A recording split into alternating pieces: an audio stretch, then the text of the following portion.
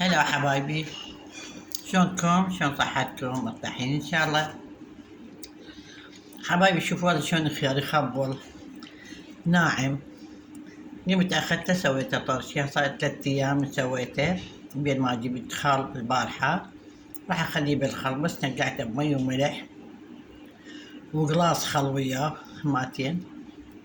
وشوفوا شلون جربوه، شوفوا كلش طيب حبايب قلبي، شباب قلبي انتو. قرب تمامتين حبايبي، لا تنسونا باللايك. تفعيل ماكو، ليش؟ ماكو تفعيل، لاكو لايكات، لاكو مشاركات، شنو السبب؟ يعني شنو الشي مو زين دا نسويه؟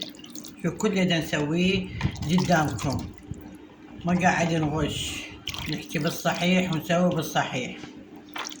لو واحد ما يريد واحد يسويكم بالصحيح، يكذب عليكم قدامكم شكل وراكم شكل.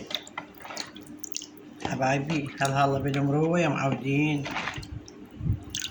شنو هاي؟ ليش هيجي؟ هسه راح اخلي وياها زيتون واخلي خل. هاي هي بس، ما اخلي غير شي. هسه هذا الزيتون راح اشوفكم اياه نقعته اني بالزيت ولا بالزيت والخل. بس راح اخليه ويا الخيار، ما بدي اخليه دبتين.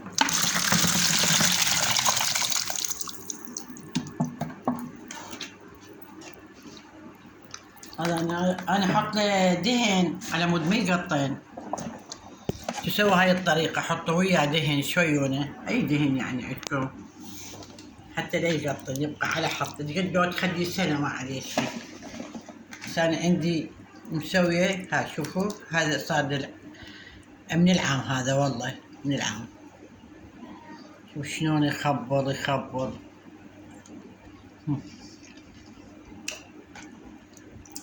بس انا احطه زيت، شوف الزيت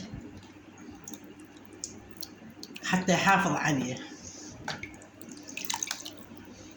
شو كنت بتردوا تلقوا لا مقطين ولا بيشي ولا هاي.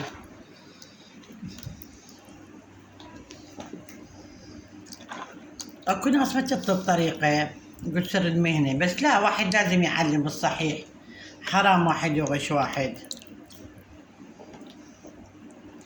نحن ليش نسوي غير نوجه ونعلم بالصحيح، بس بهذا الوقت ما يريدون واحد يحكي لكم بالصحيح، يريدون اللي قدام الكاميرا شكل ورا الكاميرا شكل. هذا ينجح لأن عنده نوع من الكذب، بس اللي يمشي بالصحيح والصادق ما حد يريده. ليش ما حد يريده؟ لأن طاقيته مزروفة. انتو ما خسرانين خسارة، ترى هي ما راح تأثر عليكم. هي شنو تدوسون على المشاركة وهماتين، انتو تستفادون، خلي غيركم يستفاد. حبايب قلبي هلا بالمروة، شباب قلبي انتو. بس هاي كل شي ما راح اخلي وياها، بس اخلي شكر بس يكسر الحموضة، لان كلش حامض، لانه حامض، واخلي الخال بس.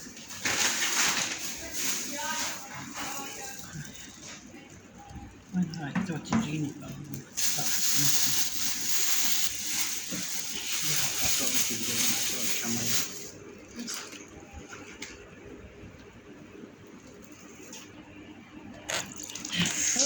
هسه حبيبتي خليت ويا الخال مي بطلة ونص من المي مال المعقب، يعني مو مي من البوري. طيب انتو تخلون من البوري كيف، بس انا اخلي من هذا.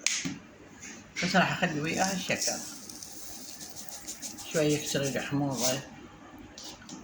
وش وقت بتجي هسه فد شوي اذا تجون تطلعون من عندك يعني اذا سووا قبل يوم يومين.